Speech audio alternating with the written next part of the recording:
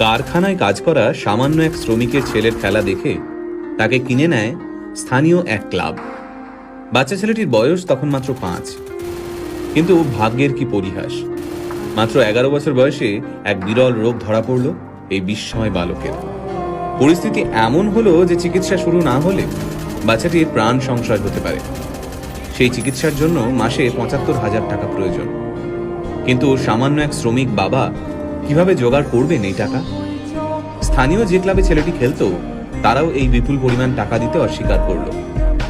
খেলা তো দূর, একটা সময় যার বেঁচে থাকা নিয়ে সংশয় দেখা গিয়েছিল, আজ সেই ছেলেটাই এই পৃথিবীর সর্বকালের সেরা একজন ফুটবলার। হ্যাঁ, ঠিকই ধরেছেন। আজকের ভিডিওতে আমরা কথা বলবো লিওনেল মেসিকে নিয়ে।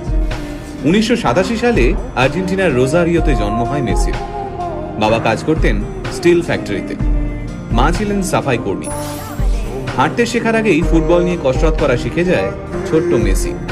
পায়ে বল নিয়ে যেন জাদু দেখাতে পারত ছোট্ট ছেলেটা। তার খেলা দেখে মাত্র 5 বছর বয়সে তাকে কিনে নেয় স্থানীয় এক ক্লাব।